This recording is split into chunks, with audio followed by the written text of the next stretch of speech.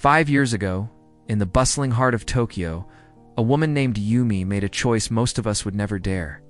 She looked at everything she owned: clothes, books, keepsakes, even the little trinkets from years past, and decided she would keep only what could fit into a single closet, exactly 100 items.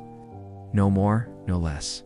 From the outside, it might have looked like sacrifice, but inside, something extraordinary was happening.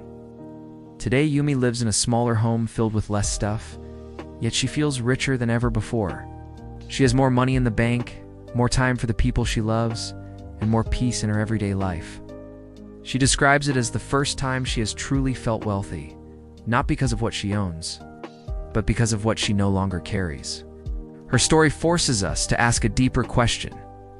Why do we surround ourselves with so much? If we stripped away the excess, would we finally discover what truly matters? In Japan, while much of the world chases after more, there's an ancient philosophy quietly teaching the opposite. Many Japanese minimalists follow a single, radical rule. If it's not on your list of 100 items, it doesn't stay. At first glance, it sounds impossible. How can 100 possessions be enough? But for those who practice it, the result isn't emptiness. It's freedom. This rule forces people to face the real question: what is essential? Every item you keep must bring value, purpose, or joy. You begin to realize how much of life is weighed down by things that don't truly matter. And as you let go, a strange thing happens. Your space feels lighter.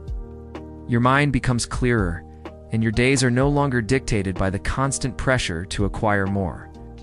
Instead, you gain time, focus, and an unshakable peace that comes from knowing you already have enough.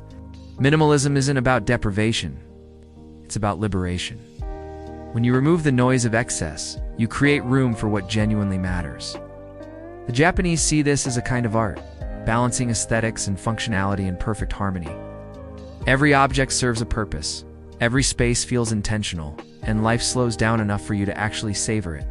With fewer possessions, you stop chasing after the next big purchase and start cherishing experiences, relationships, and moments of quiet joy. The pressure to keep up with others fades, replaced by an inner calm that money can't buy. You begin to measure wealth not in the things you own, but in the time you control, the clarity you hold, and the peace you feel. It's a way of living that says, you already have enough. Now live like it. In the world's eyes, wealth is often about more. More money, more possessions, more status. But Japanese minimalists challenge that idea. They've discovered that true wealth is having the freedom to live without the constant burden of wanting more. They understand that a full life comes not from a full closet, but from a full heart and a clear mind.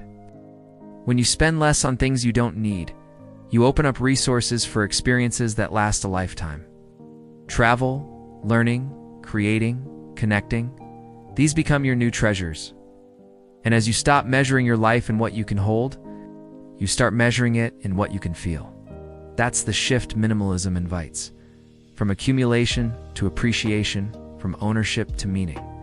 Adopting the 100-item list doesn't mean you have to throw everything out overnight.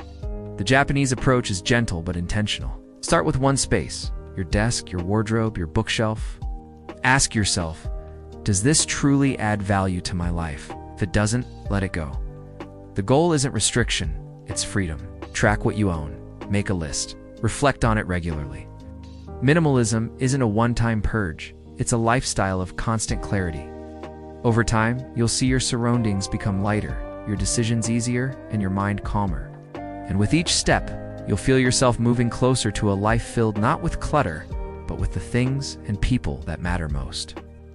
When you strip life down to what matters most, you don't end up with less. You end up with more of the things money can't buy. More connection, more clarity, more peace.